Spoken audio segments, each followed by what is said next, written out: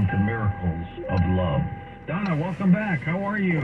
Oh, I'm great, and I'm so happy to be back on your show. Thank you so much. Last week I had Phil on talking about addictions as well, and we'll talk about them in a different way with you tonight, but a lot of people have addictions, don't they?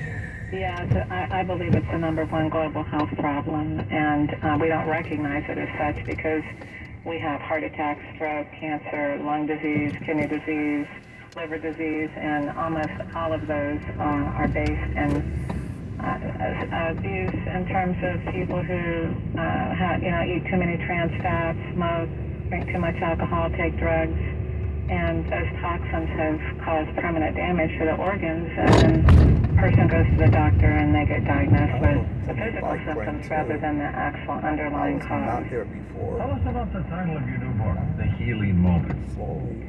Thank you. Well, we all have them at some point in our life, and sometimes we realize it, sometimes we don't. The healing moment is that moment in time where you get that, oh, aha, now I see. This wasn't so hard after all, or this was a good thing, or I could make this change. We learn how to listen to, we have two voices, one of fear, one of love, and we learn to listen to that second voice, that quiet, still voice. And when we do listen to it, we do have those miracles. And no matter how bad we've messed up or whatever mistakes we've made, we can clean it up and turn it into a miracle. Some people don't listen to that second voice, Donna. It's just one of those woulda, coulda, shoulda things. Very true. Very true. And it doesn't matter what mistakes we make. We can always turn it into a miracle. But we can't do it of our own. We can't do it when we're afraid to do it. And this is not a very religious or spiritual book. It's more metaphysical, I would guess, wouldn't you?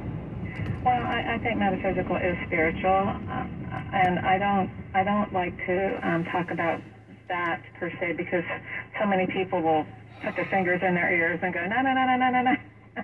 But I think we all can relate to the fact that we have some kind of conscience that guides us. It's like our moral compass. And even atheists, will acknowledge, yeah, there's something going on in there, but I don't really know what it is. It's my thoughts, and I can recognize that I have two sets of thoughts. So it is spiritual, and that love is spiritual. To me, God is love. Love is God. So once we tap into that source within us, then we can really become much happier and peaceful. It seems lately, Donna, that so many people are negative. Why is that? Because we're living on fear. It's all around us. We don't even realize that we are afraid. Almost every decision is based on fear rather than love.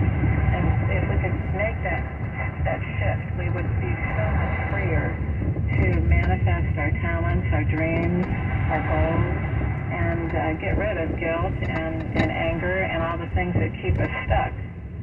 We're going to talk about these 7 paths that you talk about in the book. How did you pick the 7? Why not 8? Why not 10? Why not 3?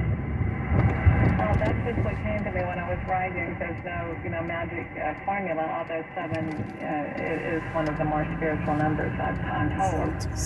But it's really, it's just, to me the most important. There's probably more, and maybe that'll be another book. But right now it's Part 2. That's right. Exactly. All right, let's go through the 7. The first one, of course, the voice of love. Tell us about that. Well, that's what I was referring to a little bit ago. We run on the voice of fear.